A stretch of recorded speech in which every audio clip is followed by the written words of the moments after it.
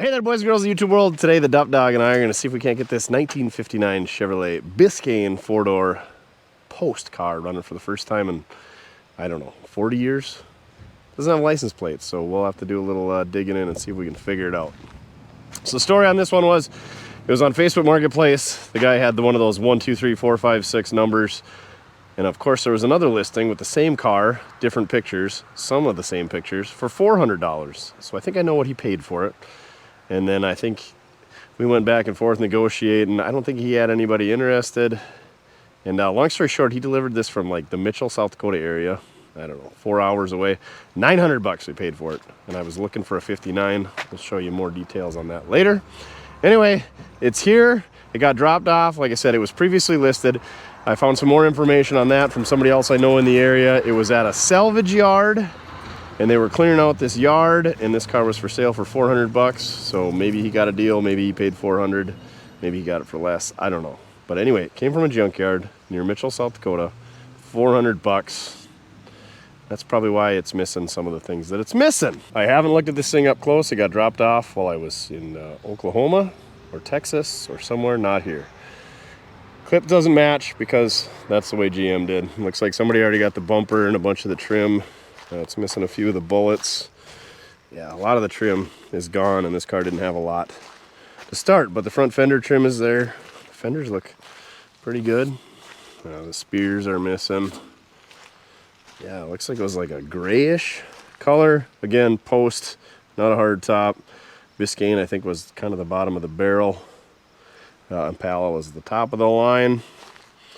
And like I said, I don't know how long it's been off the road because we don't have plates, but those tires look like they're probably maybe from the 80s. So yeah, missing basically all the trim. There's a little bit of stuff in the quarters. All the glass looks like it's there and good. It ain't all schmucked up. Little rust there. Looks like somebody partied pretty hard with the lattes and the old twisted tees. Looks like we got a gas tank in there and a rusty muffler. And judging by the rust I hear rolling around in there, the tank's no good.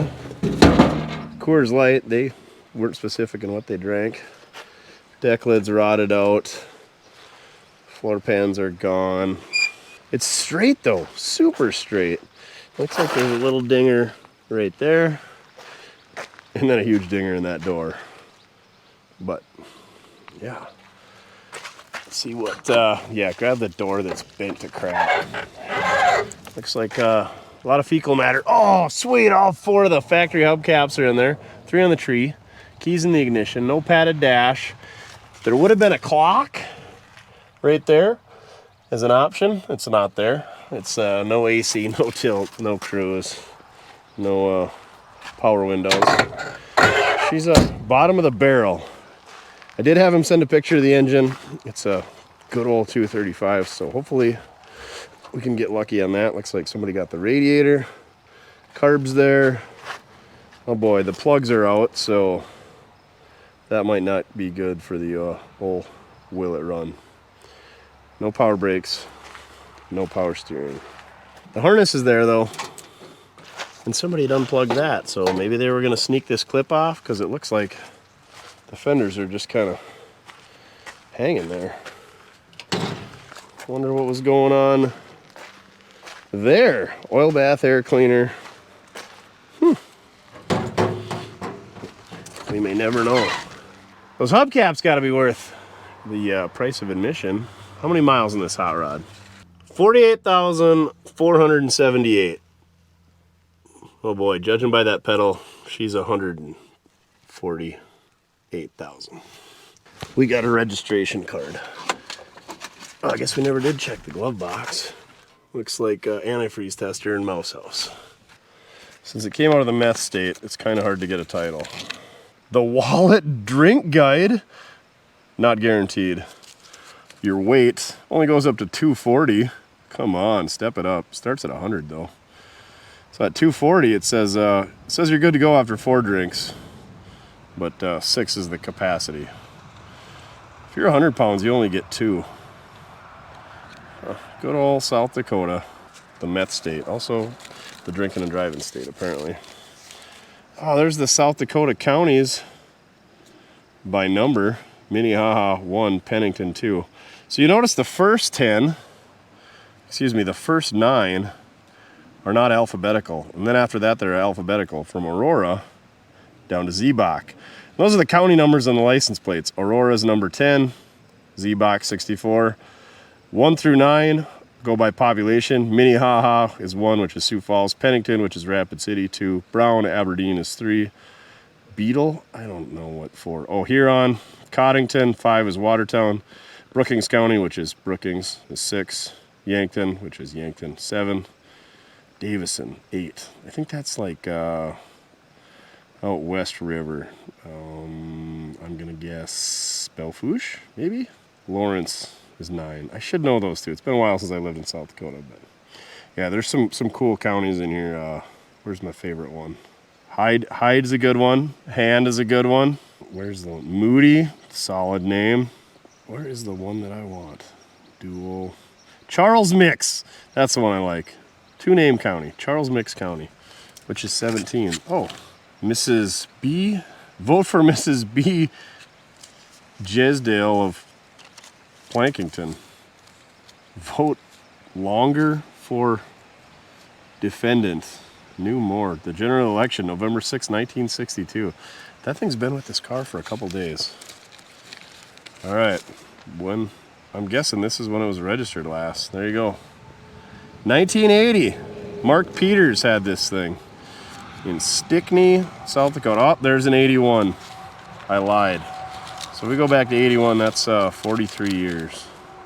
Yeah, it looks like Mark had her from 79 to 81. So this was a 20-year-old car when Mark got her. So that's what we're going with. 43 years. We're gonna put this back in there, for safekeeping. We might need that drinking guide later in case this thing runs and we have a couple sandwiches to celebrate and then want to go for a ride. However, we do not condone drinking and driving at Mortske Repair, but go to mortske.com and get yourself a magnetic can koozie. So when you're having a sandwich in the shop working on your car, you can stick it to the fender, you can stick it to your toolbox, or you can just store it there in your car for when you're going to a place that you're not going to drive home from and drinking, or have your non-alcoholic sandwiches in there as well. But also on mortske.com, we got ball caps, we got t-shirts, we got sweatshirts, we got banners, we got bobbleheads, we got magnetic screwdrivers, we got super scrapers, we got decals, we got fender covers if you have a really nice 59 you want to work on. So go check it out, mortske.com. Get yourself some Mortske swag. This door's not going to open. So it looks like the seat's back there. Maybe the spare tire. I don't know if it is the spare tire or a spare tire, but it's not coming open. All right. The tires ain't holding air, I can tell you that, and they're probably not going to take air. So we're going to go get the telehandler, scoop it up, because I hate things that don't roll. And I don't think we can use Bernie to move it around, because that thing lifts, and you got to have the bumper to support it. And the support is the valance up here, and we were going to mutilate that thing, so we don't want to do that. So I'm going to lift this thing up, and we're going to put some tires on it and see if the brakes roll. Doesn't look like it's been sitting in the mud. I think the pictures from the junkyard didn't show it sitting on top of some iron or something like that.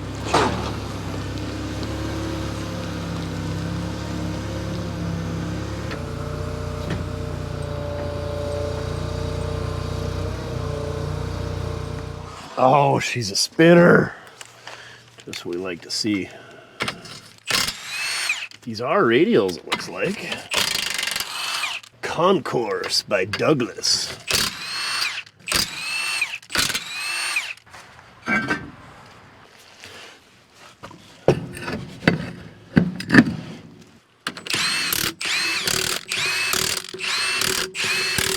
Ah, she's always a good day when your tires spin. 3 more to do. All right, all 4 wheels and tires are on this thing. I think it's gonna roll. The rear end doesn't roll as well as the fronts, but we should be able to get her in the shop. So I think we'll just set it in front of the door. Maybe I can get Mojo to help me push it in since Duff is no good at pulling. Did you hear me talking about you? Pull some weeds while you're up there too. Or just hide in the shade behind the generator. All right, let's look at this thing before we get it in there. Oh, somebody stole the generator. That's why the fan is off. Frame looks pretty good. A little rot in the floors, but the supports are good. This floor is gone. when I was swapping tires, I did notice that is a fresh scratch there. So somebody did most of that damage pushing it around recently, which is unfortunate. It's unfortunate for those floors, but frame seems good. Driveline seems good. Is it a P case? Probably not. Like, who would get a posi in a bare bone 1959 Biscayne? Doesn't seem to be a posi. Yeah, they turn opposite directions. Shoot.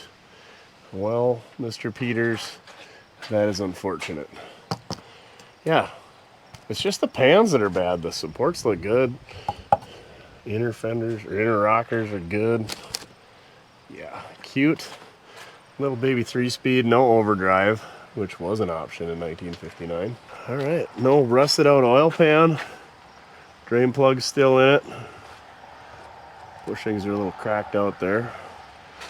Somebody must have did brakes in it. That doesn't seem like they would have a red plug from the OEM. No coil spring spacers or air shocks? Dang.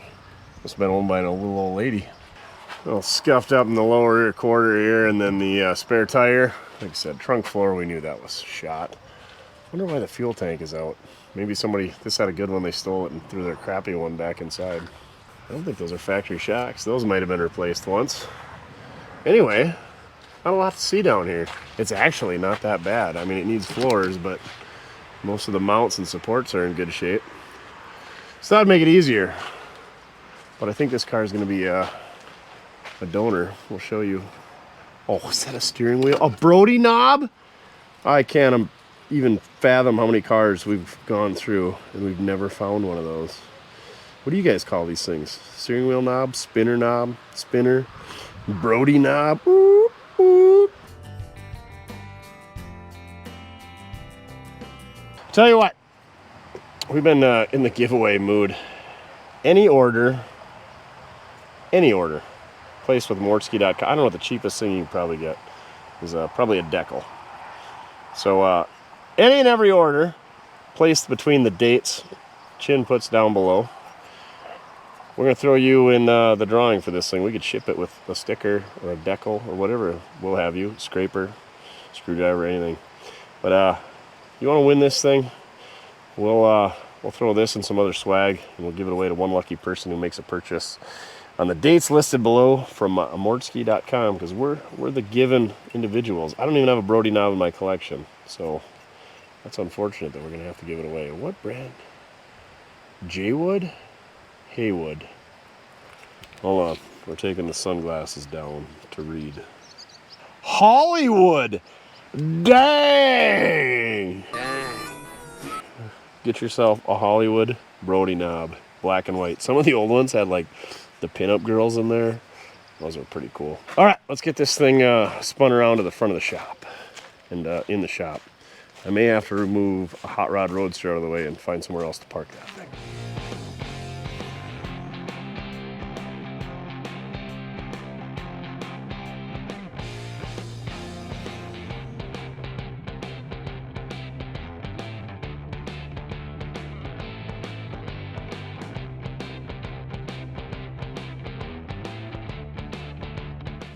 Hey Mojo. Yeah. You want to help me push a car in? You feeling strong? Yeah. Yeah. Okay, we'll roll down the window. We might need to steer.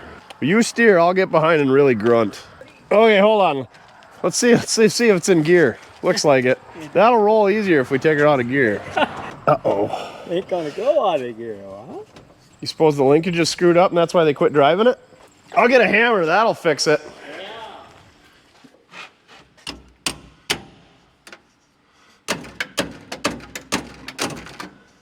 Try pushing the clutch in. Got it in. Hey, there we go. All right. Who's going to hold the clutch and push? You don't need thumbs to push a clutch in, do you, Duff? I'll close the hood so you can see. Yeah. Then you got no excuse for running into anything.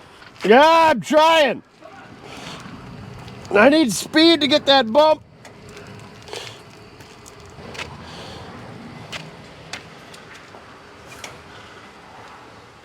Woo. How's the brakes? Brakes You let out the clutch. Brakes are good when you let out the clutch. I guess first things first, get this thing lifted up in the air and get the transmission out of gear. Thank you, sir. Now get back to work on that rollback so we got air conditioning. It's getting hot out. Okay, tomorrow, fine.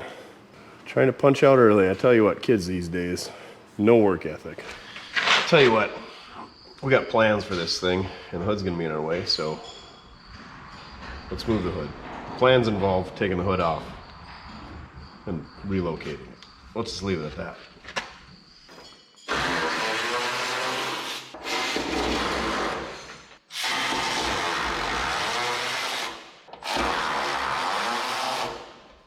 Mojo. Yeah. You look busy. You want to thread that bolt in that hood on the other side? Just to put it in place. The other one I dropped on the floor, we don't have to worry about. Just thread it in and we're gonna, just so I don't lose it. Like I lost the other one. There, just like this. Yeah, I only lose half of them this way. Yeah. There, like that. Yeah, we'll set her, and we're setting her right on the roof. Don't scratch the paint though. Scratch the paint. On this nice 58. Thank you, sir.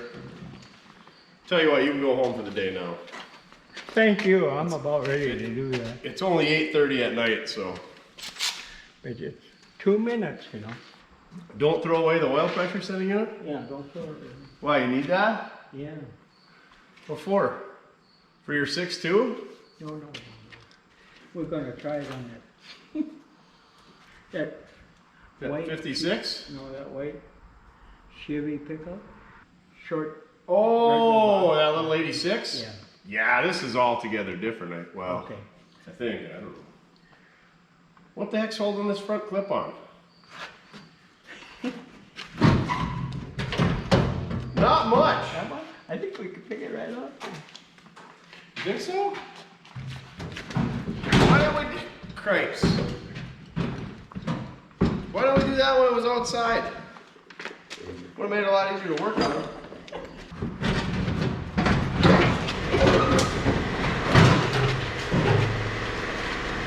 Outside with the football.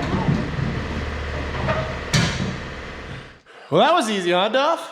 That was easy. Oh, yeah. Did you just wake up from a nice mid-afternoon nap?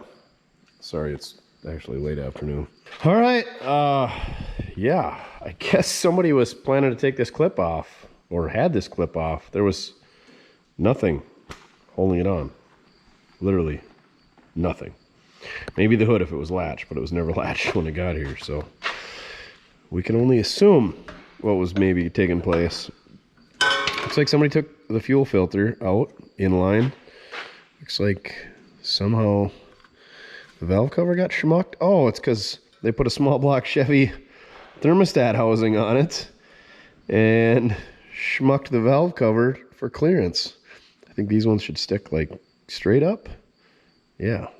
I don't know if that ever even worked. Did they make enough clearance for a hose? We'll find out, hopefully. The spark plugs were laying in the battery tray. They'd been out for quite some time. There's our ground. And I just had the positive. So, who's our battery sponsor this week? Looks like Once in a Shade Tree is our battery sponsor this week. You too can be a battery sponsor at mortske.com. Once in a Shade Tree. Huh. So, does that mean you're not working under a shade tree anymore? Or does, I don't know what that means. It means they're our battery sponsor this week.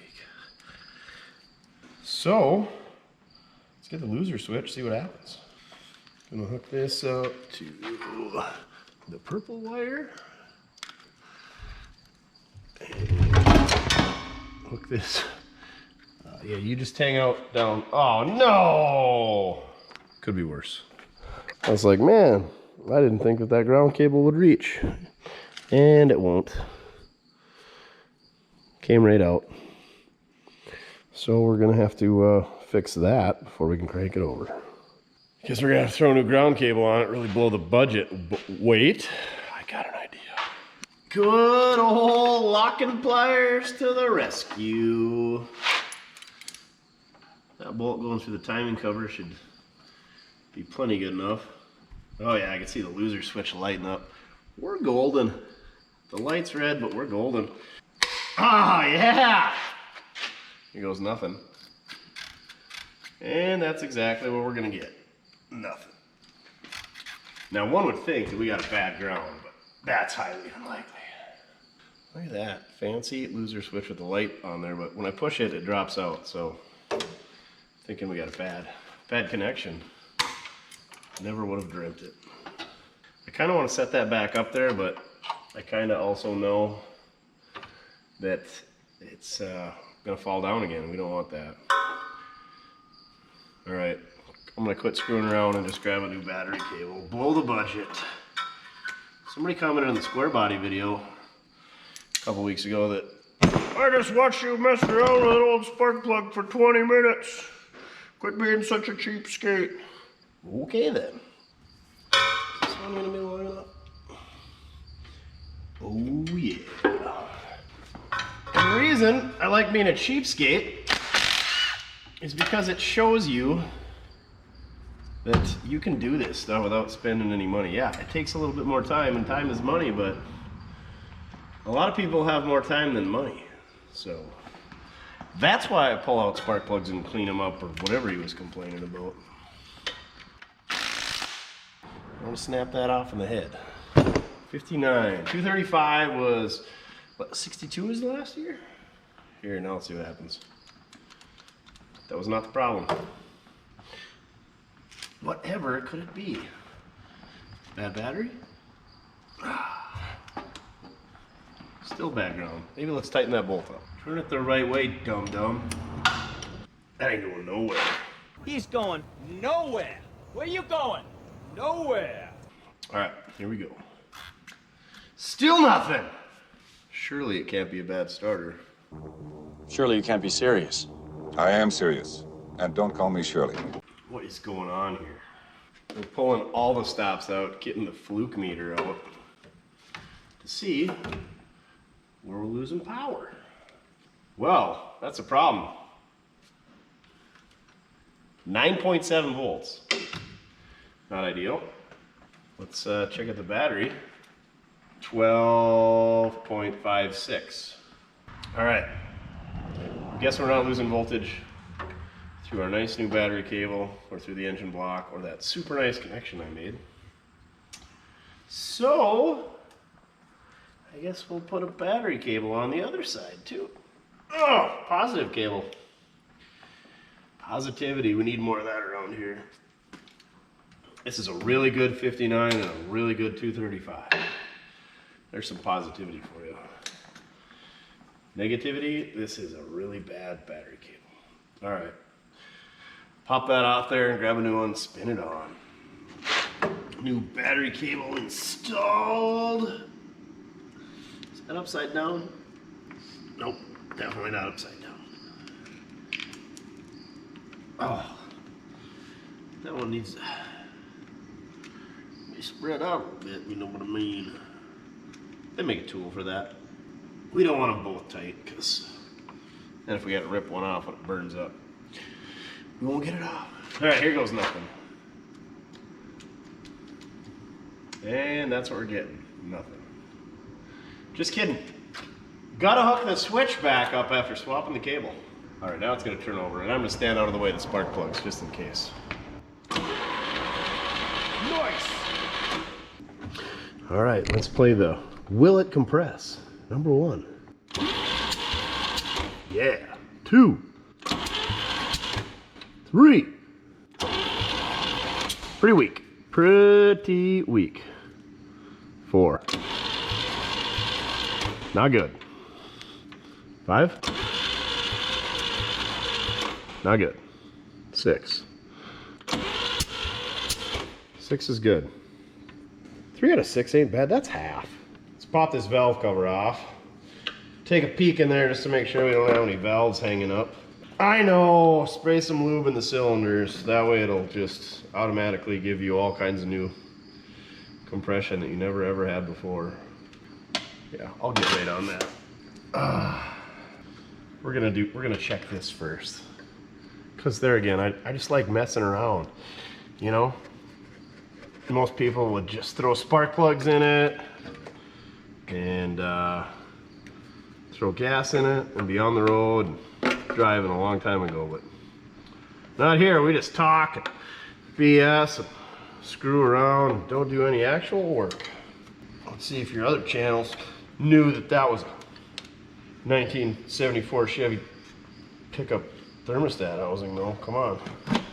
There's a wealth of useless information. Don't tear the gasket, because that would cost money. Looks pretty good in there. So, which ones was it? 3, 4, 5? Let's play whack-a-mole with those valves and see what's happening. So, 3, 4, 5.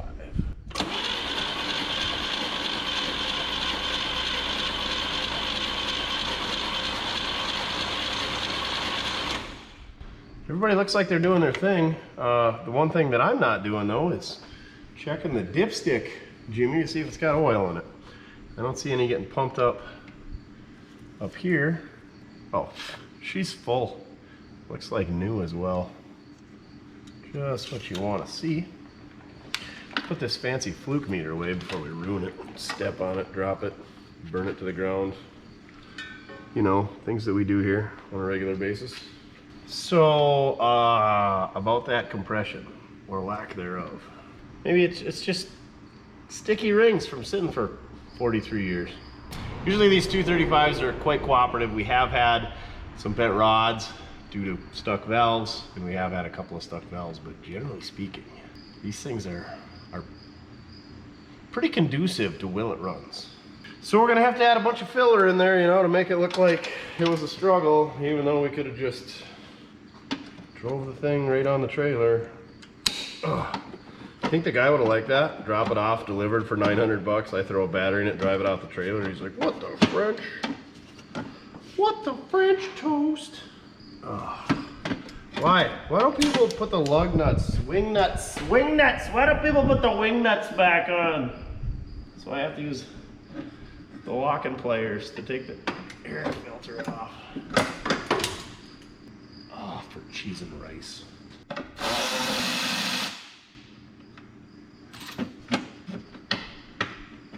What? Is that spinning? Yeah, who cares? It's out of the way. What's your problem?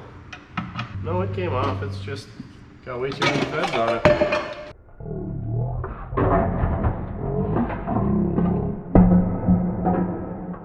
Mother trucker! Ah! And that is why they went away from oil bath air cleaners, because if I hate them, so did the rest of the industry. I lifted the top off, forgetting that they're a two-piece air cleaner, and then the bottom went rolling and spraying my legs and everything else. Good news is none of that stuff's gonna get any rustier. Bad news is my shop floor's a mess, and I'll surely step in that or lean against it. And I'm gonna have to bathe this week. That's 2 weeks in a row. Okay, what were we doing? I was just getting that out of the way. Let's find some spark plugs and throw some spark plugs in it. And let's test for spark first. How about that? All right, which side? That's going to the distributor, so that should be the negative side. Hook it up to there. Surely forget about it and explode the coil or blow up the points or something. So if we disconnect this and crank it over, we should have the sparkage. That head bolt or rocker bolt should be grounded, right? Don't electrocute yourself. By the power of Grayskull. Here goes nothing. Oh, weird. No spark. Get your Mortske flick device magnetic screwdriver at mortske.com. It works great for removing caps that only have one bail clip holding them on. Where's the other one? Who cares? We don't need that where we're going. And then we go in. Oh, those points do look bad. A lot of corrosion in there. We'll scrape it off, even though people say that that doesn't make a difference. Well, if you got a corroded battery cable or any other corroded electrical connection, it sure helps when you clean the corrosion off. So I don't know why this wouldn't help, but you gotta love the internet. They're all experts. Just ask them. Sitting in their mom's basement, drinking Diet Coke and eating meatloaf. Hey, Mom! The meatloaf! Yeah, that's super crusty too. All right, I'm gonna leave the power hooked up, because you know the power is like power washing. We're power cleaning points. Give her the old Mortske flick. Ka-chow! Oh, there we go. Getting a little action in there. Ooh. I can hear it sparking up there. All right, let's see what happens now. Loser switch, where did you go? Found you. Look at that! Look at that! Would you look at it? Just look at it! Would you look at that? Mortske flick. Guaranteed to work. Or your money's back. Look at that. Pew pew pew pew pew pew pew pew pew pew pew. Laser gun. All right, let's put our cap back on, and our one bail clip, and our coil wire. Let's remove the power to the coil, and see if we can find some spark plugs. What are these? BR6 or a 6AL? I don't know. I forget. I'll be back in a minute. BR6S. I said BR6. I was way off. I was way off. Just for that angry Dave guy or whoever it was that was griping about it. Put new spark plugs in right off the bat, buddy. Just for you. Good way to get your comment pinned for the week. Also, go check some old videos out and let them run in the background while you read the pinned comments about the silly things that people say, or say silly things and get pinned at Mortske Repair. Oh, that's what we need. We need like a plaque or a screwdriver, or basically just a sticker. We need a sticker. We need a sticker that says, I got pinned on Mortske Repair. Definitely gonna tighten these all up with an impact.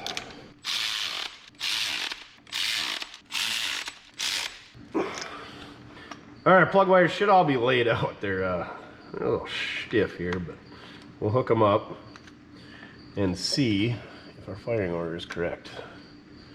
I don't have to repeat the firing order because everybody knows it, according to Puddin'. 1, 5, 3, 6, 2, 4. There we go. All right, what did this thing have for exhaust? I didn't even, oh, it's right here. I'll show you. All right, the exhaust cam is easy to hook up because it's right there. Give the old Rochester a slobber of hot sauce. Is it free? Is the linkage seized up? Oh yeah. All the freedom. Good to go.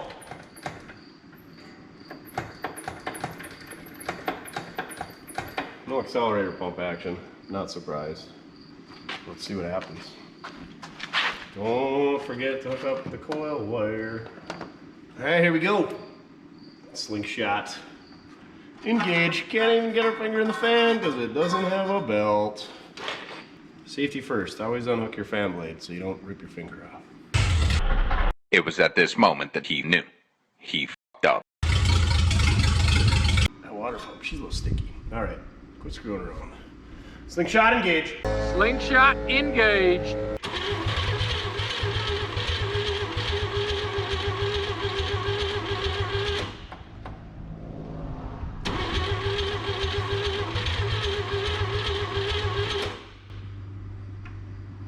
This has got a Manuel without choke on it.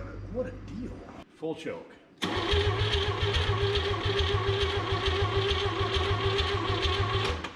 Maybe we need more RPMs. Maybe we need to pull it around the yard with Bernie. That seems to work on the old 6s.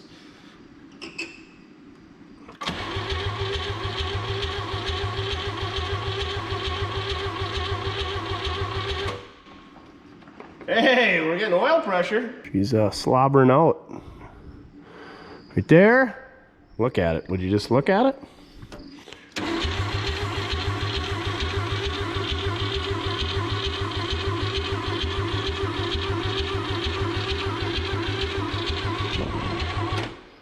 All right, quit screwing with the lube. Let's check to make sure we're still getting spark. Oh, we're wasting our time there. However, did we lose the spark? I'm sure it can't be from all the corrosion on the points. Come on now. All right. Take 2. Or 11, or whatever we're at. Okay.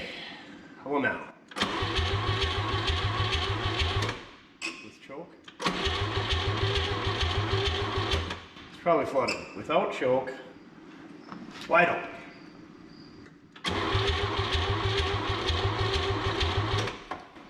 Double checking spark. Still got spark. Hot sauce. Full shot engaged. Oh, just start already. If you're 235, you should have been running by now.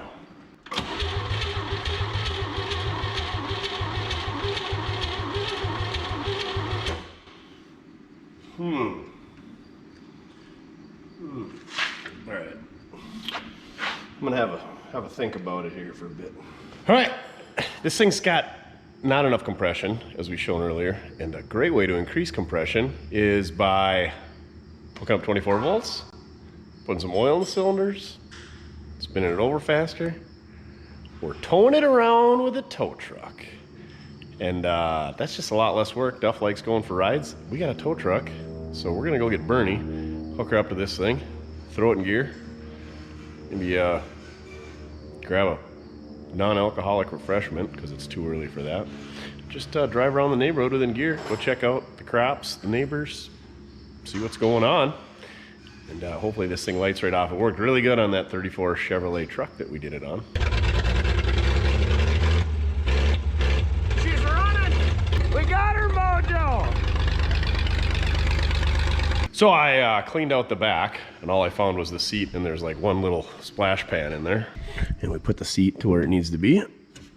We gotta take the hood off and set it on the front clip. I got our trunk latched, so we're classing up the neighborhood. We're not, don't have the trunk waving at everybody. This door even opened, and I think it closed again. Just kidding. It'll be fine. So, roll this thing outside and get Bernie.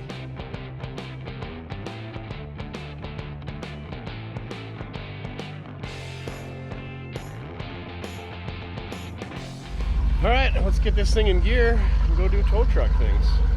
Usually you want these rubbing on a bumper, but we don't have a bumper, so steering box and an idler arm will have to do.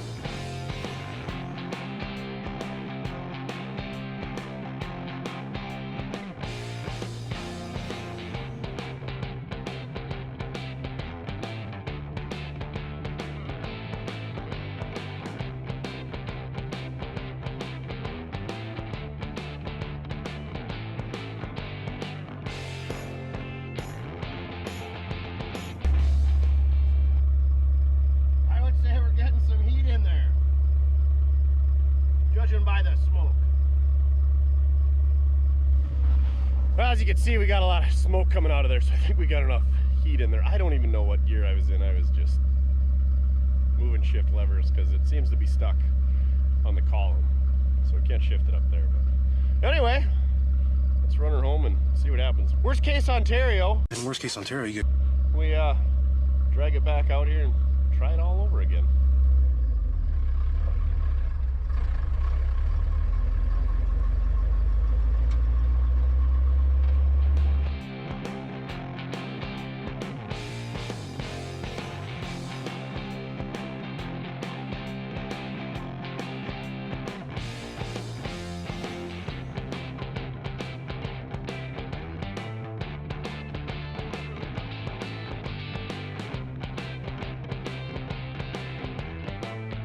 Sure wish it had a rear bumper so we could just push it in with Bernie, Duff?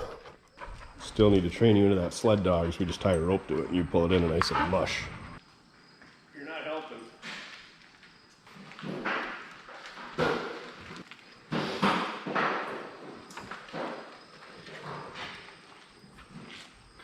If nothing else, got a pretty dang respectable set of Dog Dish 59 hubcaps. That one's a little dinged up.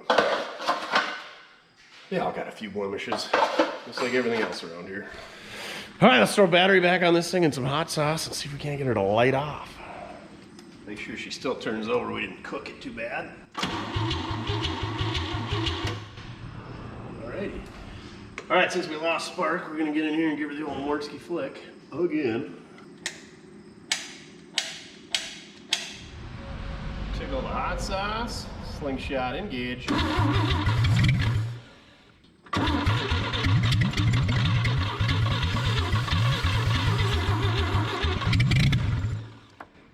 She's gonna go. Let's hook up the old auxiliary tank. All right, we got our boat tank with our inline pump going through the mechanical pump. And where the filter was, we threw a piece of hose in there because apparently somebody wanted that used filter. Now, let's watch all the gas puke out of the one barrel. All right, let's get a choke cable out of the way.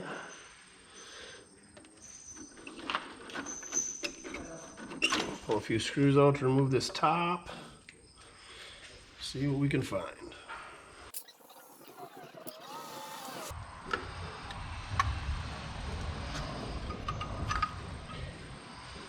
Ooh.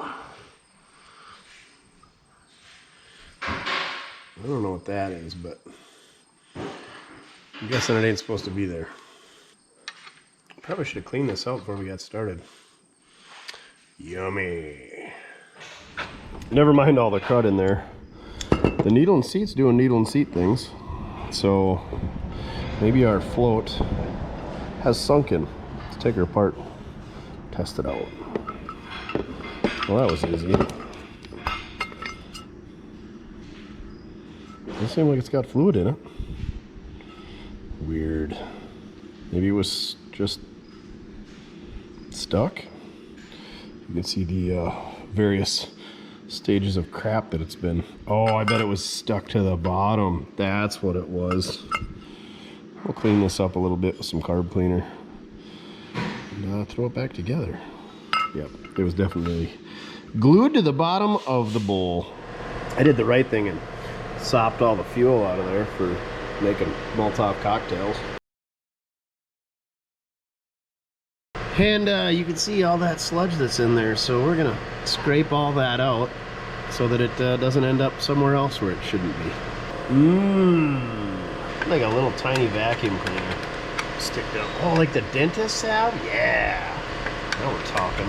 Any retired dentists out there that got one of them mouth sucky machines that they want to part with on the down low? Oh, it's like earwax. My favorite. We should be bottling this stuff up, selling it on our OnlyFans page. Missed opportunity right there. Marketing geniuses we are here at Mortske Repair. Selling our toe jam so that we can buy more crappy, nasty cars. All right, got most of the big stuff. Let's shoot a layer in there. Get the rest. Good as new. You've been overhauled. Look at this. Didn't even tear the flippin' gasket. What a deal. I better go buy a lottery ticket. Alright, let's hook our fuel pump up one more time. Let's see what happens. So many wires. There we go. I think we fixed it. And no amount of smacking on that thing was gonna get that float to unstick from the bottom of the bowl. Now let's see if it'll fire up. Now it's leaking. Dang it. I was just bragging about you.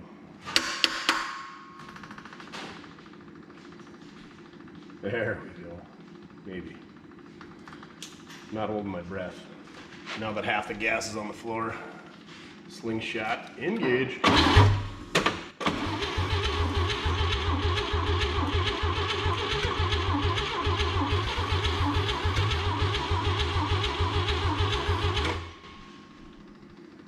We have spark.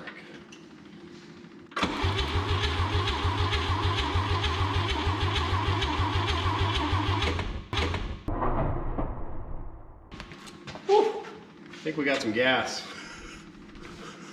Or something flammable up in there.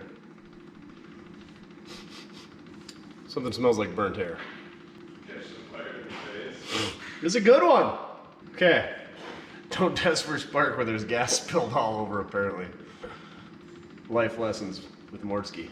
That spark isn't that good. So, let's unhook our fuel pump. And give her the Mortske flick for the 94th time. The guy who's grumbling about the spark plugs is now grumbling about the points. Just put a new set of points in. We're gonna put the Hansi file on the points.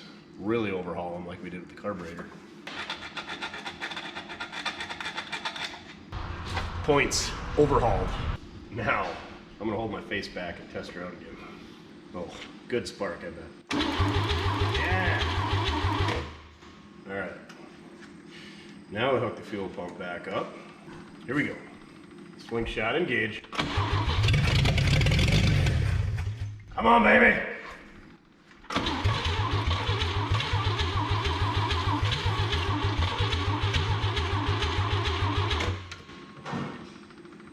What's your problem? I know you want to go.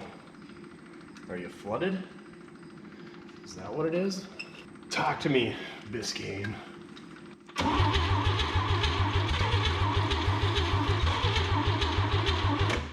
No way the accelerator pump's working. Oh my word, it's trying.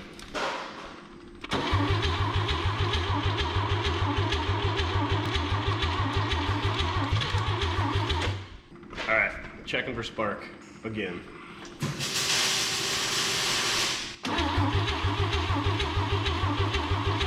Spark is terrible. We're gonna put a set of points in it. Man, we're deep into this one. Set of points and plugs. Fresh set of points. See what we got now. Yeah. All right. Let's slam it all back together and try lighting it off again.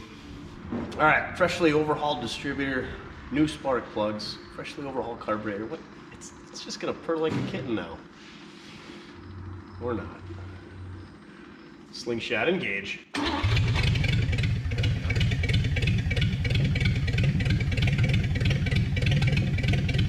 Sometimes you just can't save the points.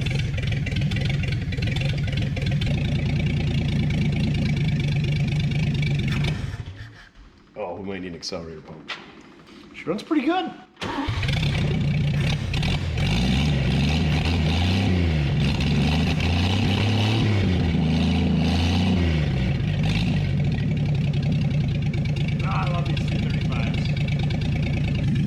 No noise in the valve train.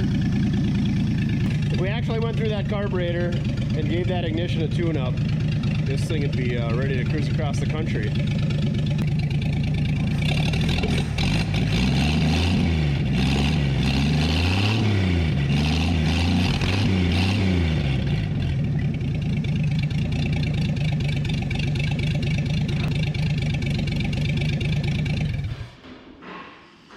A little smoky though.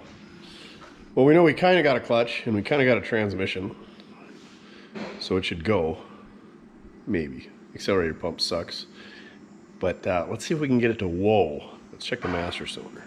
I'm sure this is rusted on. Oh, look at it go. Good to go.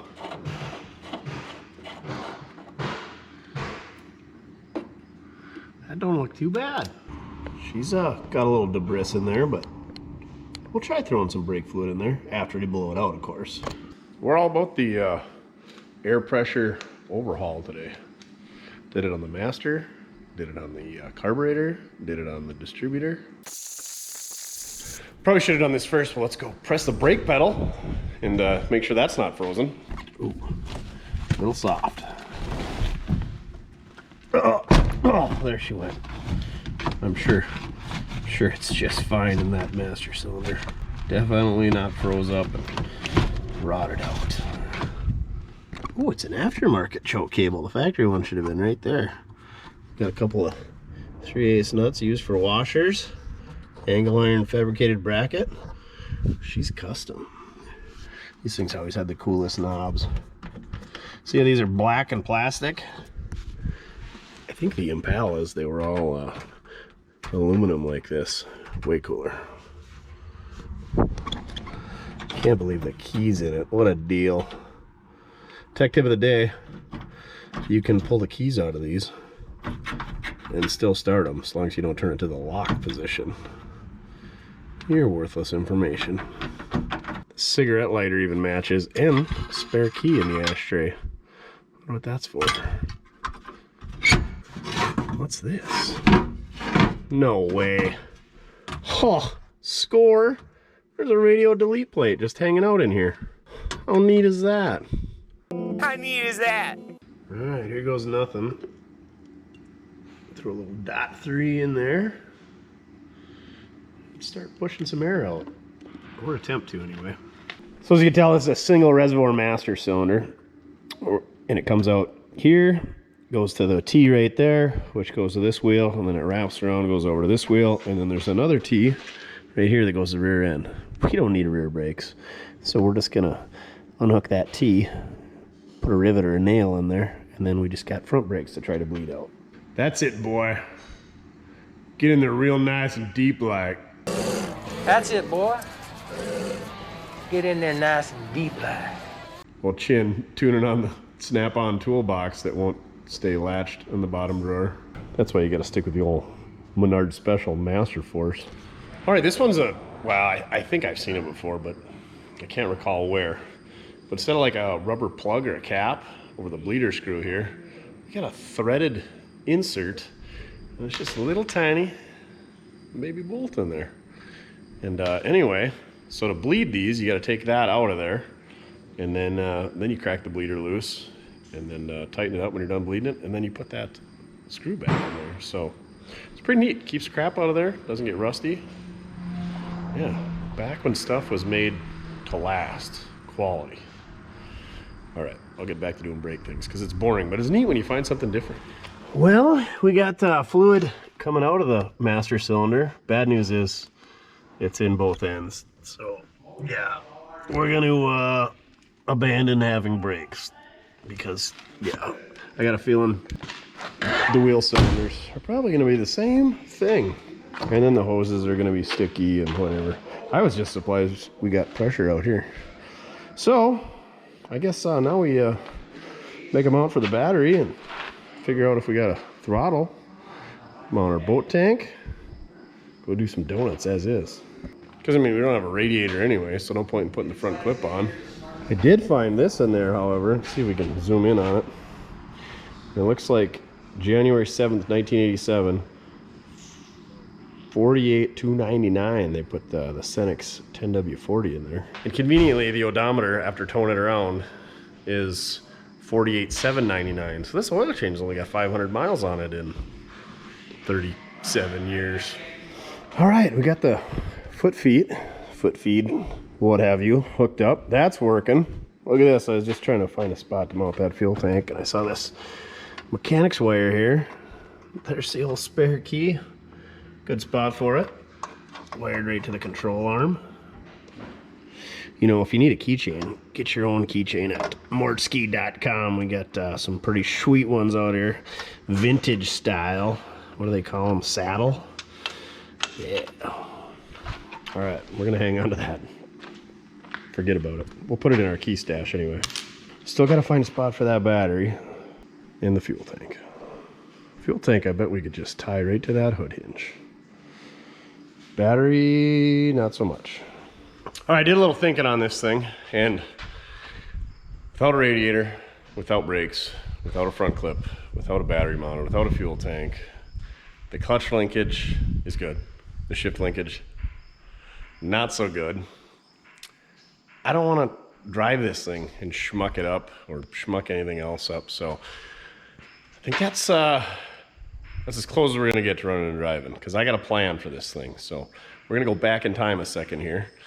And the reason I picked this car up is because I picked up another car with 2 less doors that needs a lot of parts. So I needed a parts car. So this is the parts car for that car. So let's go back in time to when I picked that thing up, and then we'll come back together later in the future and make 2 cars out of 1 car. Or 3/4 of a car out of 2 cars. Well, today the Duff Dog and I are going to fetch up. I'm driving. Come on now, give me some space. A 1959 Chevrolet 2-door sedan. That's right. I'd love an Impala Sport Coupe, which is a hardtop, but they just don't exist in my price range because I'm cheap. But this one had been hanging out on the old Bookface Marketplace for like over a year, and I happened to be driving through there to pick up another car. So I met up with a gentleman, struck a deal. Turns out his son actually went to college with me. It's about 3 hours from home. It's in the big city of Highmore, South Dakota, kind of in the central part of the Mess State. Anyway, we're gonna go load this thing up. She's rough, it's missing pieces. So if you got spare 59 parts or got a 59 donor car, hit us up mortskerepair@gmail.com. But anyway, we're gonna go grab some breakfast because I like eating out, and I like not cooking and doing dishes, and I like people who know how to cook, because I don't. So we're gonna grab some breakfast and jokes, and probably go pick this thing up. So hopefully we'll be seeing you in a little bit, loading up a 59 Chevrolet 2-door Post. I can't remember if it's a Biscayne or a Bel Air. I think it's a Biscayne. All right, we'll see you in a bit. All right, we're in the big city of Moorhigh, South Dakota. We're gonna see if we can't get this thing fished out of here. It was kind of tucked in. He had a big off-road forklift, so shouldn't be much work. Otherwise, we got the tilt bed and the winch in a Dodge diesel pickup if we got to. What do you think, Duff? Thanks for doing all the driving. There she is. A little bunged up on the quarter and the roof and missing a bunch of pieces, but she's a 59 2-door. Yeah, so if anybody's got a fender and a hood and a quarter, oh, the roof, that'll pop right out. Probably gonna need some glass too. And taillights. Wish we'd have kept that white parts car. Yeah, we need both front. We need a whole clip. We'll get her out of here and check her over. It's got this great big off-road forklift. This lifts like 30 feet in the air. We used to put up pole buildings with it. We'll manhandle it with that. It's even got a tow hitch on the back so you can tow the thing. This thing is the real champ. What'd you do to that beer can? You squished it. He ran over his coffee mug? All right, battery's dead on the forklift. He doesn't want to jump it, so we're gonna try a tractor now. The good news is the tractor started. The old IH 544 drug it right out of there. Made easy work out of it, didn't it? Now the hard part, getting it on the trailer.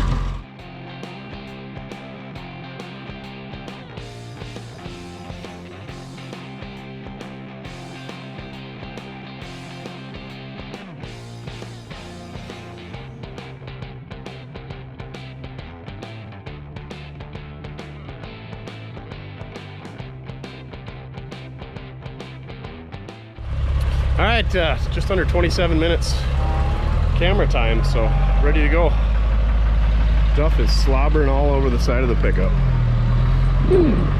All right, we got her home.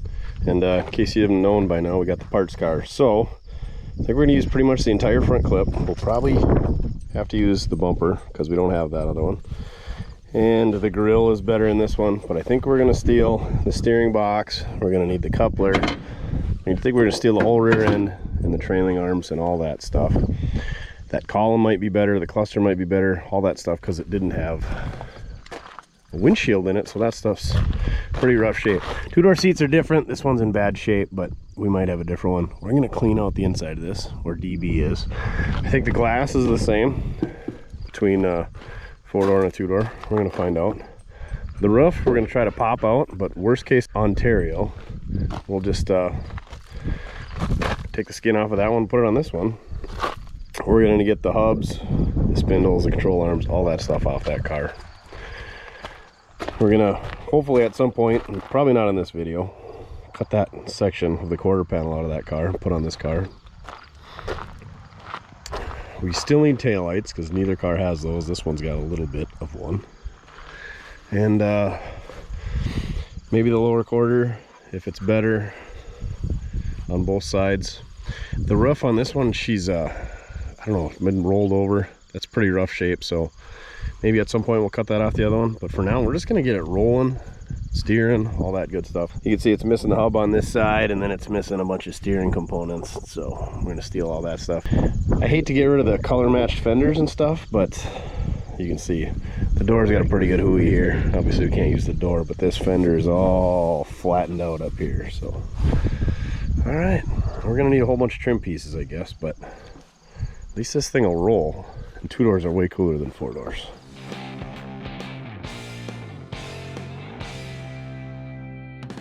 DB has been training all of his life for this. Is this door gonna open?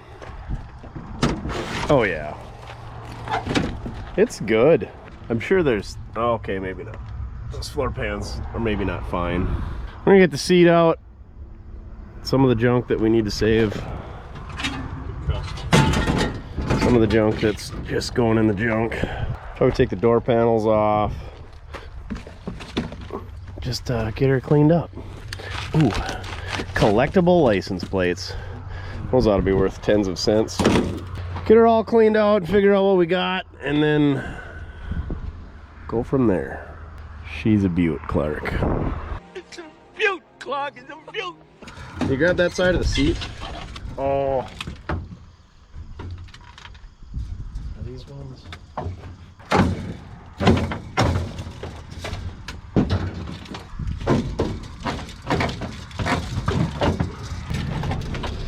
Now grab that seat.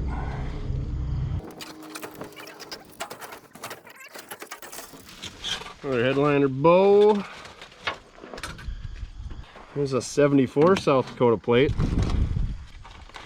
Yeah, I think it's a 9, it's either a 9/16 or a ½ inch.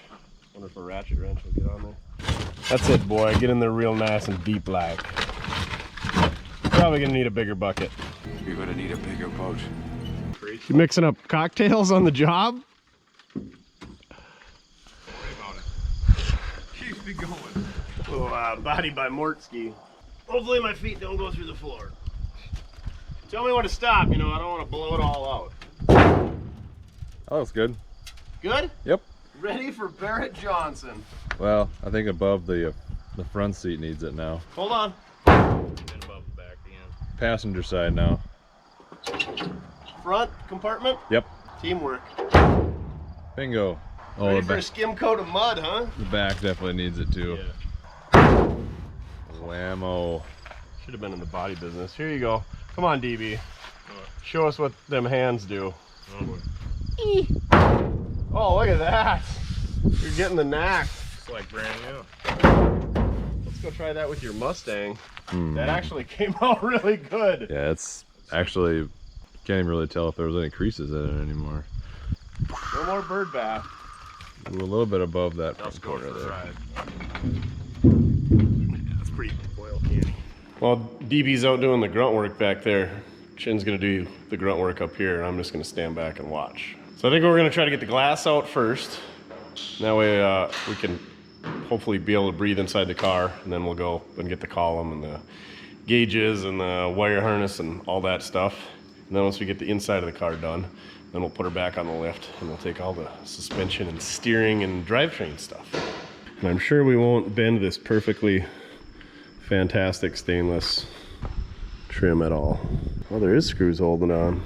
Good stuff.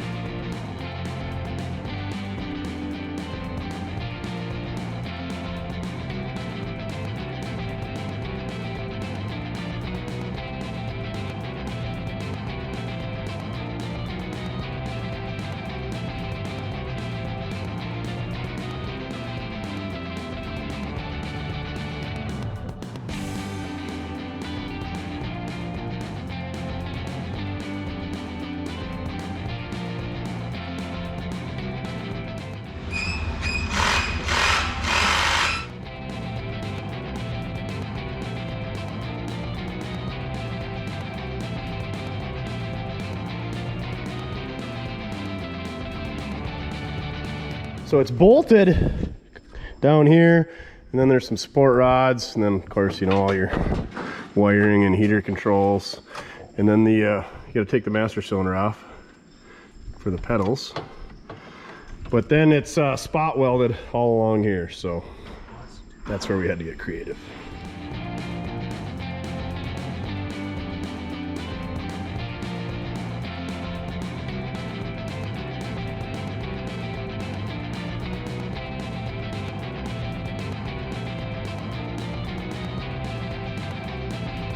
Columns out, dash is out, pedals are out, trim is off, glass is out, gauges are out. We got everything in our tote here. We're gonna lift her up in the air and start pulling the stuff that don't make it roll no more, or that makes it not roll no more. And then hopefully bring the other one in. All right, I think the best thing to do with that steering box is awful rusty from being exposed. So we're gonna take the steering box. We need our tie rod ends. So we're gonna just take the whole steering assembly. We're missing a hub, and the spindle's pretty chewed up on that one. So I think we're just gonna take all of that. And we're gonna get the springs, the shocks, the control arms, everything. Strip her down to nothing. Chin's gonna do the same thing on the back. We're keeping the springs, the rear end, of course. I think we'll actually save the drive shaft, otherwise it's going to drag in the dirt. We're going to save the control arms, the shocks, the track bar, the whole kit and caboodle. Where did that term come from? Kit and caboodle. Is that? Yep, that is a copper brake line. He was a plumber.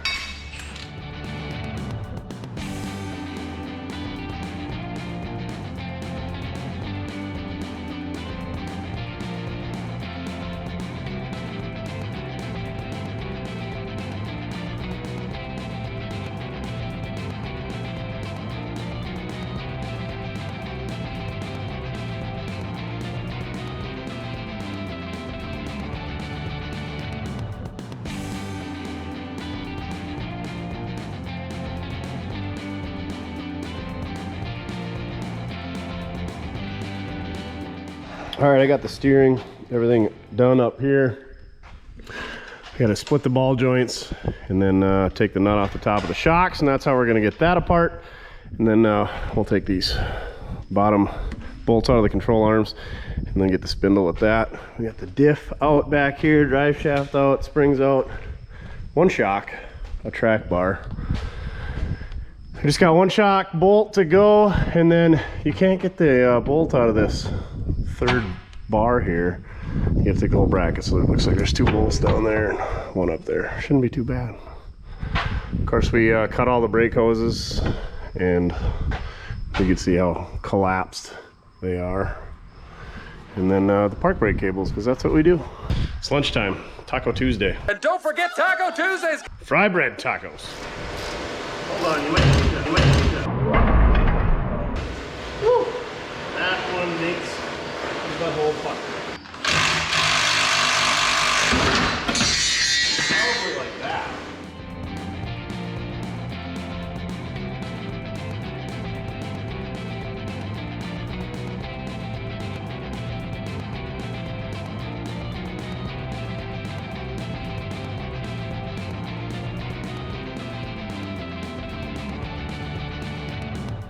All right, we split the upper ball joint and took the spring and the shock out, and then unbolted the upper control arm and the lower.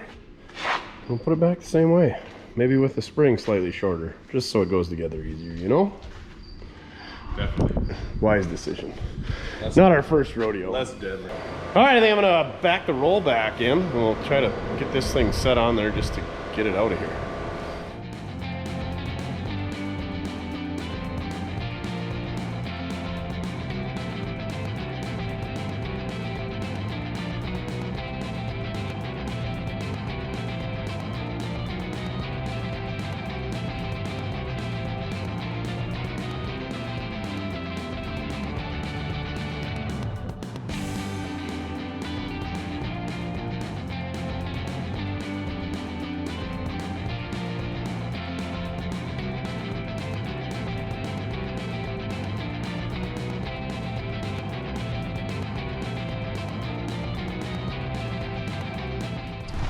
All right, 59, 2 doors on the lift.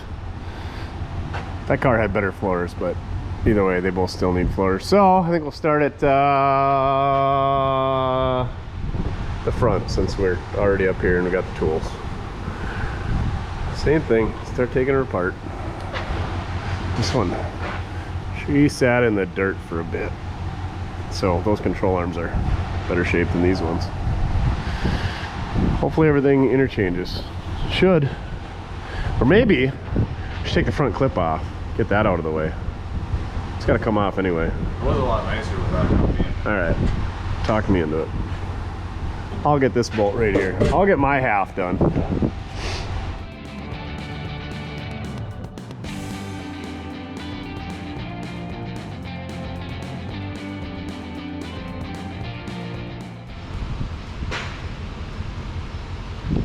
This is the stuff you got to deal with. 64 Olds Jetstar, 500 bucks. Is this available? You give them the thumbs up. And they said, yeah, if you're giving it away, I'll take it. Thanks, Josh Anderson. And I bet the guy, if I said, yeah, you can have it, I just want it out of the yard, the guy wouldn't show up anyway. He doesn't have a trailer, he doesn't have a pickup, doesn't have a job, doesn't have a life. So, Josh Anderson, if you're watching, get it together. Jetstar's still here. Jetstar will be here when you get your life together. I'm still impressed with how good that roof came out.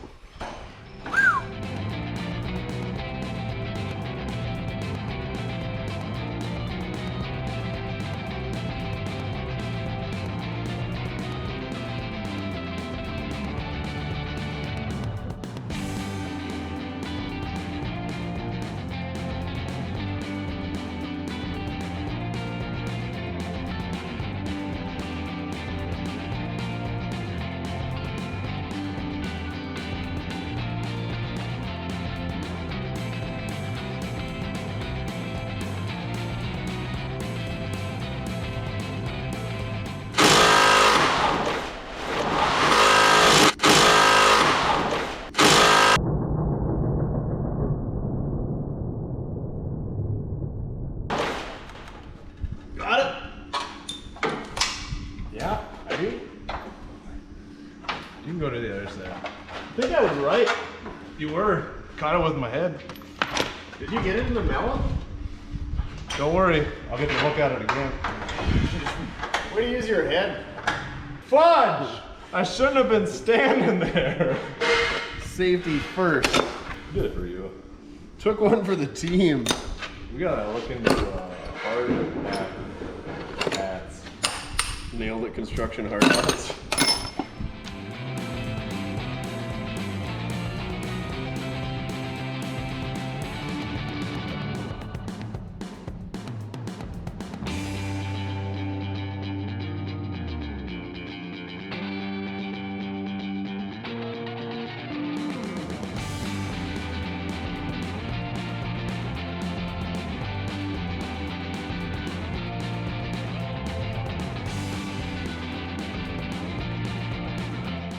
I'm the strongest man alive. I can lift the whole car.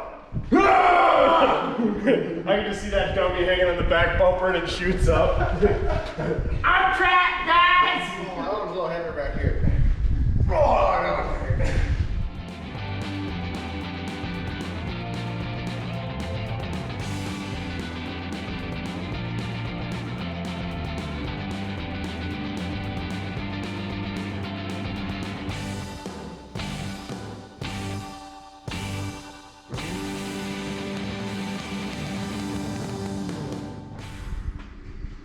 springs, eh?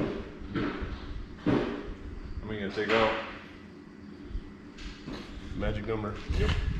So ready to put coil springs in, and we got a spare set, and they're just a real pain to put in anyway, and especially when they're at full length and you got no engine. So take 2 coils off, your car will sit lower, and they're easy to install. Everybody wins. It's the natural way with Mortske. And except for the purists. They lose again. They don't like us. 2 coils will probably would have been too much in the caddy though. Ooh. 2 coils and they're 6-cylinder springs, which I think are different. Like I said, we got spares.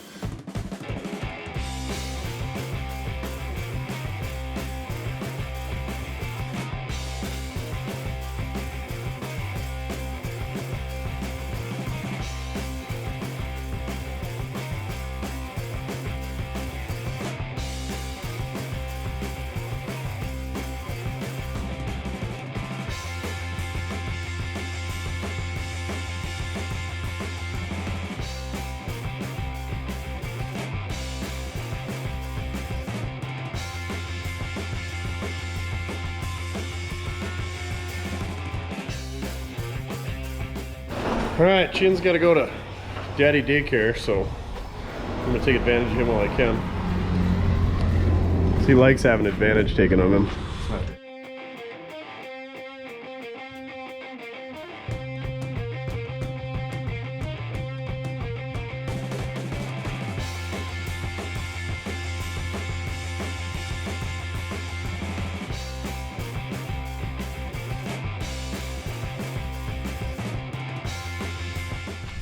I don't think that shock was going to be usable anymore. We're kicking it old school, all by yourself.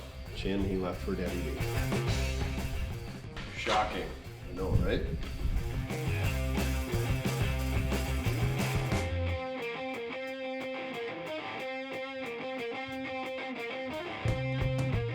All right, got the back end all back together. She is a roller now, or should be. I don't know, it wouldn't be.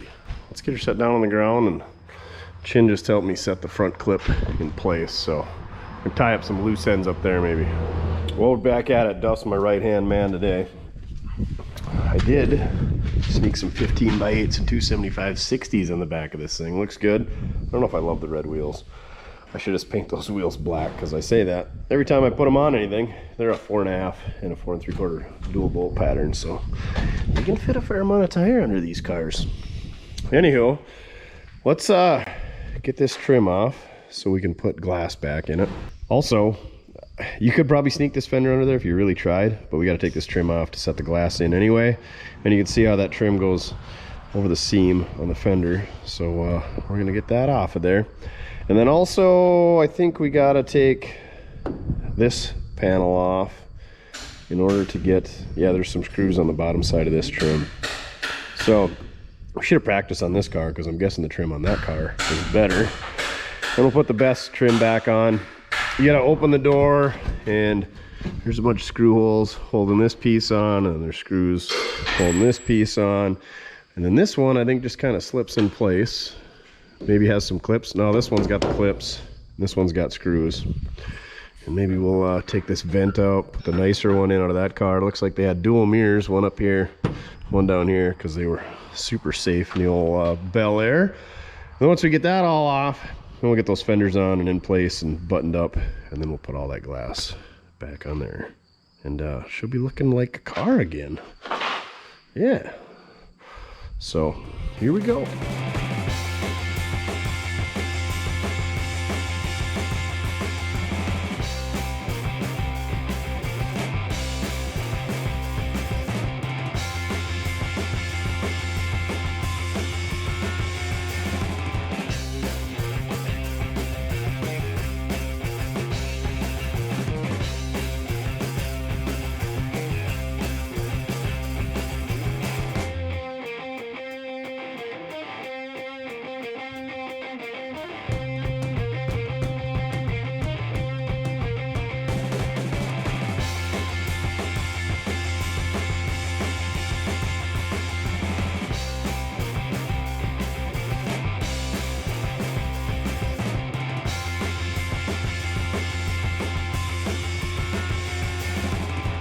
All right, if you guys saw there's a metric boatload of screws holding this trim on this thing. So these side pieces here, there's 2, 5 screws. There's only one after holding this one on. And then there's about 5 across the front of that and about 9 across the front of that stainless.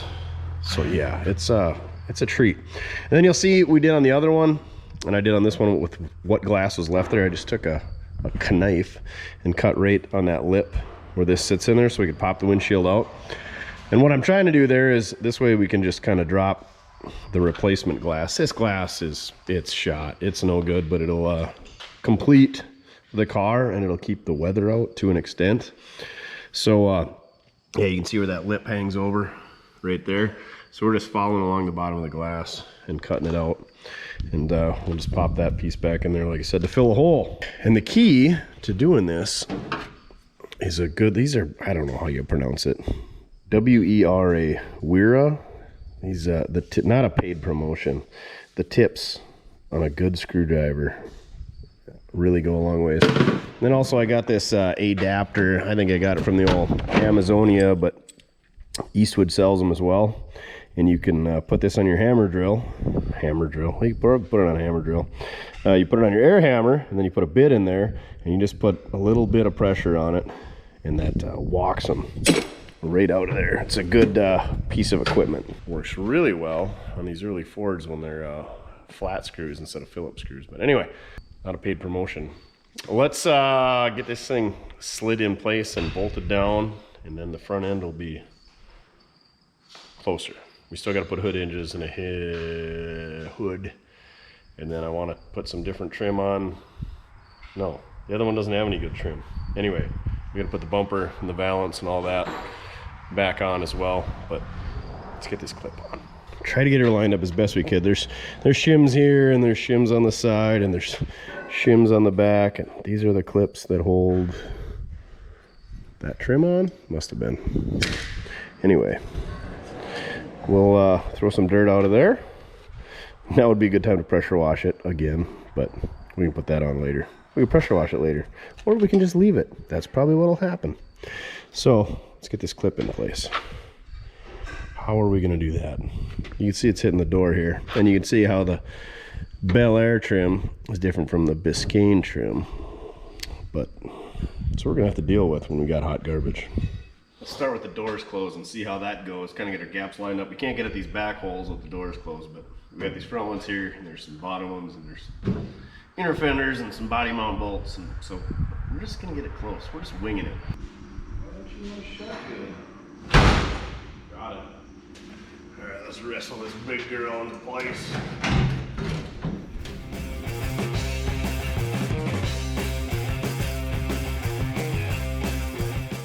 Now, I don't know a lot about putting front clips on, but I know that you're supposed to start in one spot and move your way back, and you got gaps around the top, gaps around the bottom, and gaps around the side, and we're just mocking this thing up. We're gonna try to do as, I wouldn't say as good a job as we can, but we're just gonna make it all fit, try to do an okay job without spending an entire day making this thing fit. So this gets covered with trim, so that really doesn't matter, but you wanna get your door height and your fender height about the same. You want to get this gap consistent. You want to have both of these sticking out about the same. You want to have that gap to be the same from top to bottom, so you don't want your fender tipped. And obviously there's some adjustment on the doors and so on and so forth, but there's a lot going on here.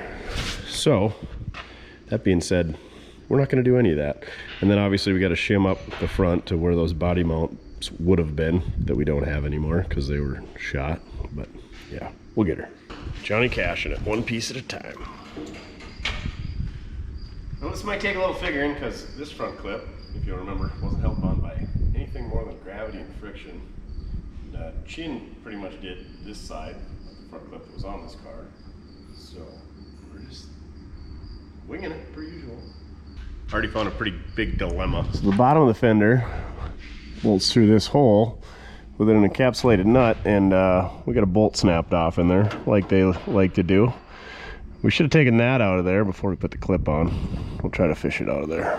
The good news, it's already out of the way on this side, so we'll stick a nut on there and then suck that in. But that's all that holds these things. I can see why they rust out in there because they got that support. All the dirt sits in it, but these fenders are actually really nice.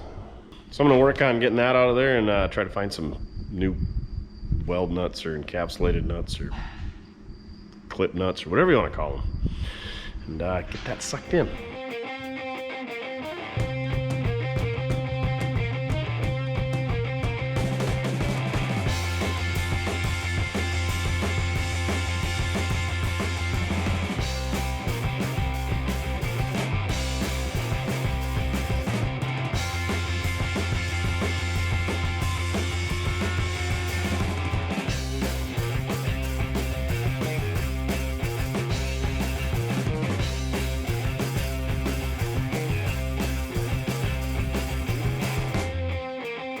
So that other grill has all the bullets and is in better shape, but these grills are just miserable to swap. You got bolts up here, which aren't so bad, but when the nut spins on the backs, they're hard to get at anyway. Not terrible, but pretty difficult. And then when the nuts spin on the backside, it's a pain. And then there's a bunch along the bottom here, which aren't so bad, but again, if they spin, they're a pain. So we're not going for show car. Chin and I got that grill out yesterday before he left, but we're just gonna do a little body work right here and call her good. That other car has a really nice grill though, so we got one if we get that far, but we're still missing this trim and that trim and taillights and a pile of trim. So we're just gonna get her in one piece. Are we missing that over here? No, she's there. Yeah, and these are held together with a rivet. And that's what the bolt right here is what almost killed Chin yesterday when I took that out. That was all that was holding it. Dropped on his melon. Whoopsies. He's taking the day off, resting. Just kidding, he's editing. Yeah, we're gonna use our body pliers here today. Just pry her back into place. No English stump needed. Check the tool section of your local hardware store for body pliers. Go into Lowe's or Home Depot or Ace Hardware. Ask them for a body plier. Say you saw it on YouTube.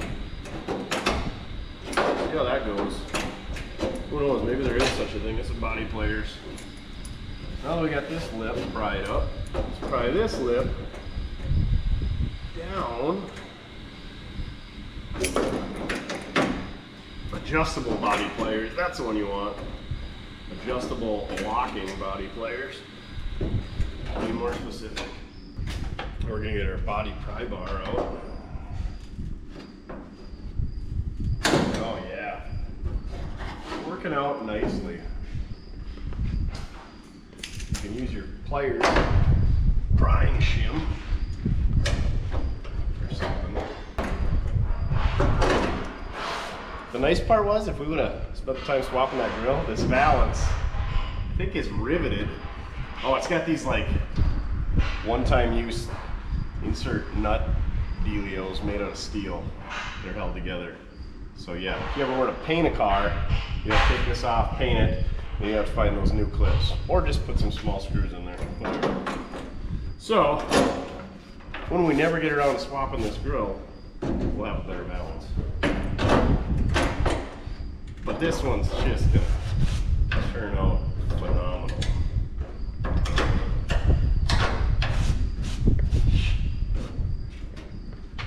Nobody's gonna know. They're never gonna know. They're gonna know. Nobody's gonna know. They're gonna know. Oh yeah. Real nice. Really nice. Well, let's see if we can get the old Mojo to come over and manpower this thing up there. Because I feel like I'm not gonna be able to do it myself. But I'll try, because I'm an idiot.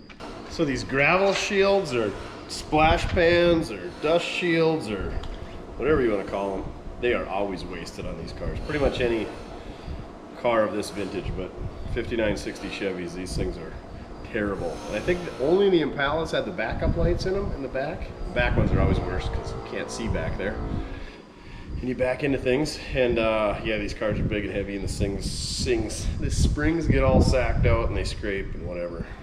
But yeah, These things are like gold, or they used to be. Maybe somebody reproduces in fiberglass super cheap now. All right, enough rambling. Let's put this thing up there. What am I gonna do if I get it in there? I don't have any hardware. Maybe the valves will hold it? Look at that! My guardian angel showed up. And you too. Oh. Alright.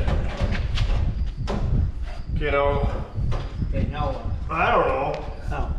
Sneak over to that side and see how that side looks. Go up? Right over this, right? I don't know, probably.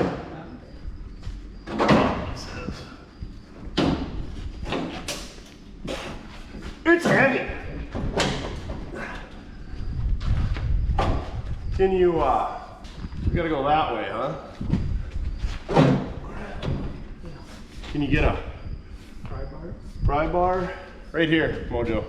Hey, right here's where we're hanging, or I think that's where we're hanging up. Can you get that?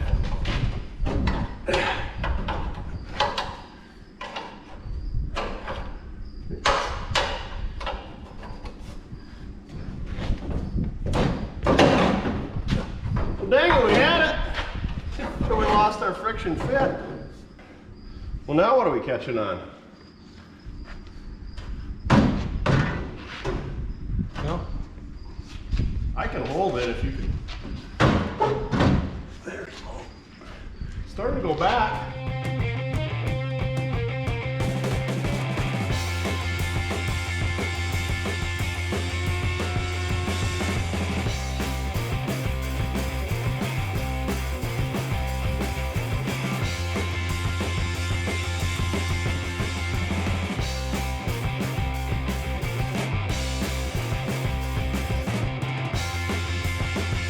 All right, Mojo and I wrestled with this thing for about 15 minutes, and we've determined that it's not going to go back on there without doing something different. So it's binding up on these splash pans. I can't imagine why. They're all bent to crap. So we're going to unbolt those and then try to put the bumper on, and then we'll put the valance on, or splash pan, whatever you want to call it, gravel guard. See if that works better. It's going to slip right on this time, right? Yep, right on. Yeah, right.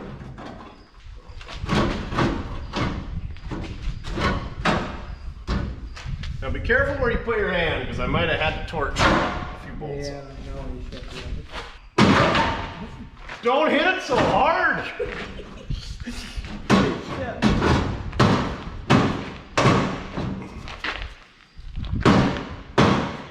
Well, what's holding it this time?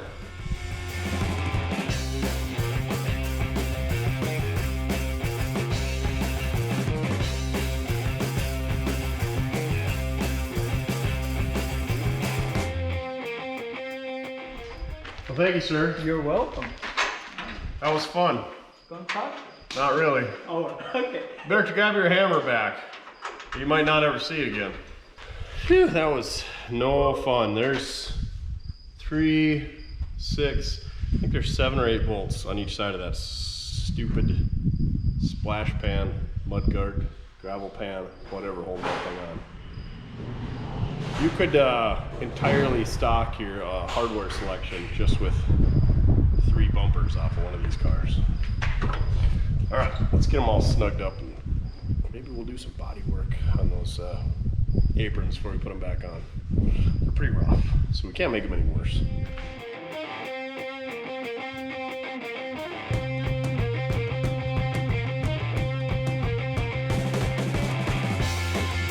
Good enough, huh? There you go.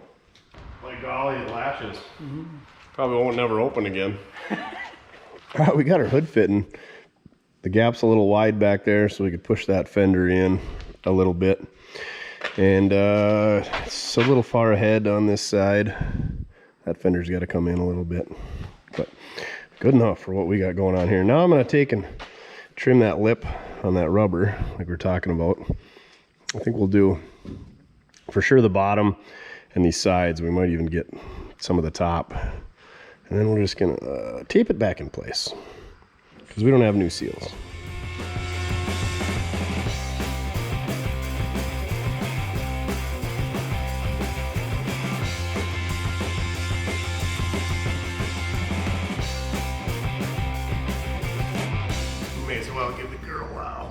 good wipe down before we crack it even more. Watch me break it while I'm wiping it down. That would be amazing. Probably not ironic, but I'm just foreshadowing it. We'll wipe the outside down once it's in the car, because we're gonna get it all full of fingerprints anyway, no doubt. Good excuse to use the old Amazon C cups here. These are W cups?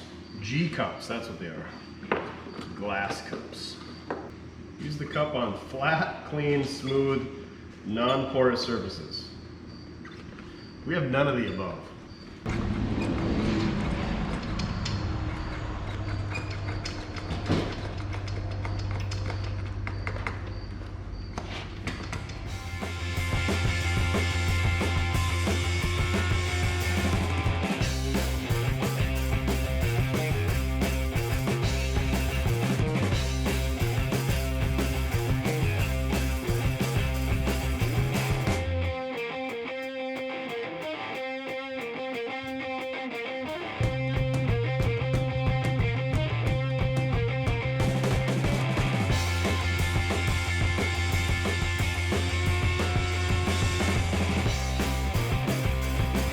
Probably should have put this on before we put the hood on. Oh well. And the fenders. Idiots. Well, we got hammers. We'll make it fit. Where's my 59 guys yelling at the TV? Mortske, you can't put that together first. You got to do it in sequence. Oh. Walt is here. He loves being on camera. Sarcasm.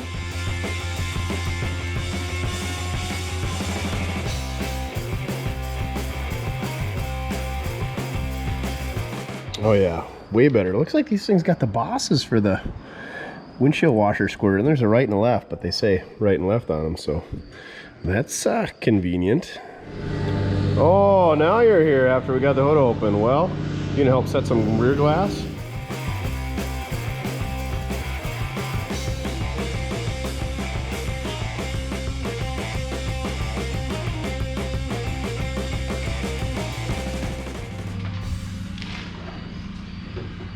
Good enough. Your glass installer now, boy. Wow. Hey. You put more glass in the last year than you have your whole life, I suppose. I have. Well, it'll either stay or it won't. Don't look too bad, huh? Don't look too bad. Just don't drive it down the road. There we go. Looks pretty good. Hopefully no wind comes up and blows her out of there, but she's got glass in it once again. Kind of. Never mind that. That's all flat stuff, so you can buy that pretty reasonable. All right, she is a little windy this morning. Rolled this thing out late last night to take a look at it. I don't know if I showed you guys. I probably didn't. I threw some wheels and tires in this thing. Check these bad boys out. I think they're 14x7s. Some chrome reverse deep dishes we had around. And then on the back, we got the old Super 60 LR15s. Yeah, not much clearance there, but some super deep dish there right against the outside. You wouldn't be able to drive the car on these, but dang, does it look cool with them on there.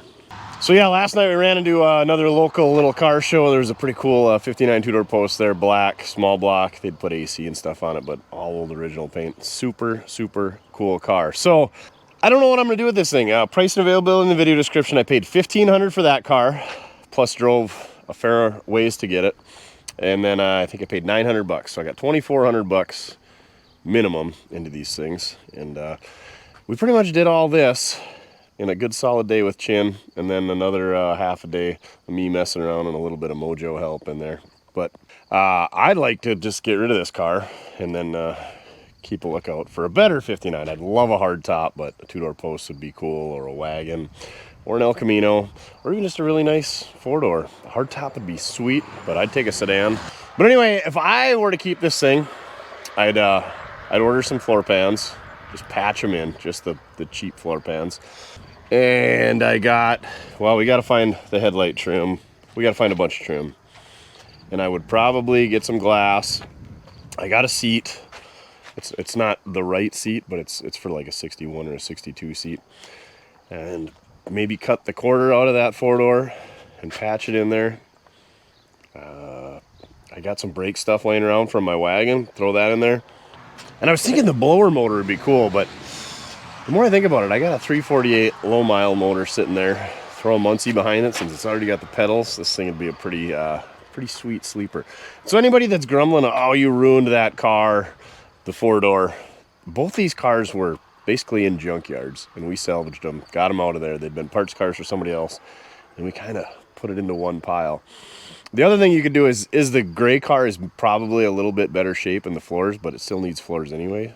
And you could take the doors and the B-pillars and make that car into a 2-door and probably have a more solid car, but it depends on your skill set. We only have so much time around here, and we don't have a lot of skills either. So it was quicker for me to put the front clip onto this car and then pull the running gear on that. But we didn't torch anything off, so you could still make that car a roller. But anyway, so yeah, buy this thing. And if you don't, I guess I'll just have to put up either a blown small block or a W block, some type of 4-speed in it. Maybe a T5, who knows? But this thing is freaking cool. Do a little work on this drip rail. Bang on that dent a little bit more. Maybe scab the lower quarters out of that 4-door. This thing ain't a bad car, and it's my color. We could bang out the gravel pans up front, splash pans, make them better.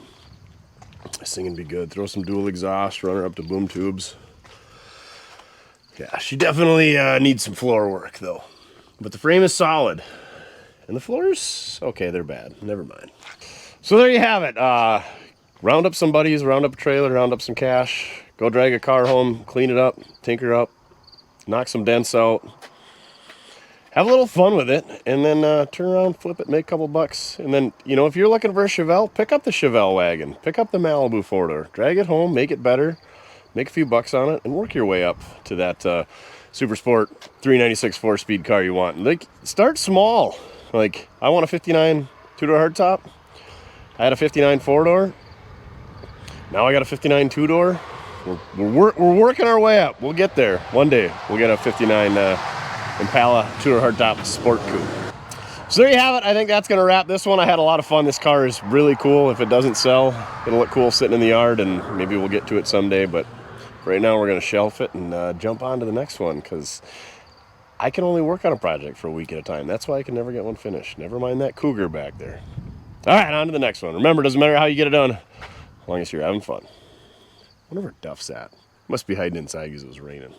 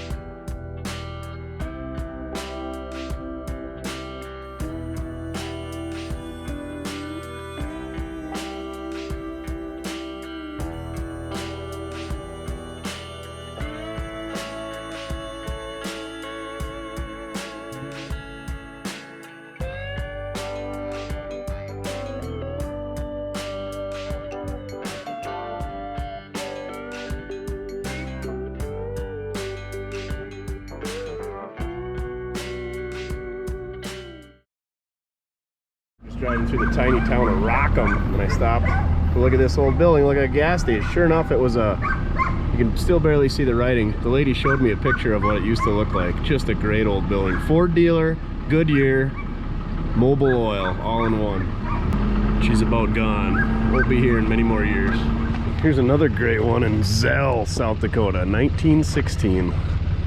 It's a cool old building. Looks like you could drive right through the corner. I'm guessing they had pumps out front there. Built out of brick. This was something in the day. Right on Highway 212. I'm guessing that was hard to say. Restaurant, maybe a hotel upstairs. Duff, there's no critters to hunt at these places, so we'll have to go find somewhere else for you. So I got a truck out of Zell quite a while ago, a jail bar Ford. We did a wheel run. I think it lit on fire, maybe, or the hoist went up, or I don't know what the deal was. But anyway, there's a huge church in this town. It was pretty crazy. We'll drive by it a bit. There's Fink's Fix It. Looks like not much has been getting fixed there lately. This looks like a old lumber yard, or maybe a bulk fuel oil, or maybe a feed mill. And of course, every town had an elevator. The elevator and the bar are usually the last two things to go. Triple F Products. Looks like the OBS Ford's seen better days. Oh yeah, churches, banks. The banks are always the best built buildings, so usually they stood the test of time. A lot of these small towns, the banks have been converted into the bar. I know at least 2 small towns local to me that the bank is now the bar. Also the vault, is that the vault? The safe? Whatever you want to call it, where they kept all the cash, makes a great beer cooler or a chiller, or storing all your hard alcohol so people can't get in there and take it. And there is the St. Mary's Catholic Church. Looks like it's been relatively well maintained.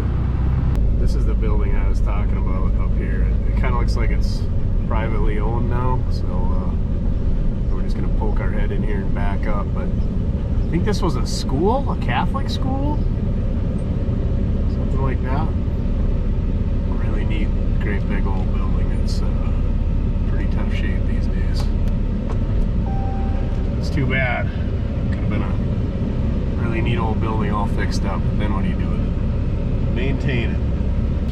All right, back on the road. I think one of the next towns is Redfield. Redfield's got some cool old gas stations in it as well. Some of them in use, and some of them are just for display.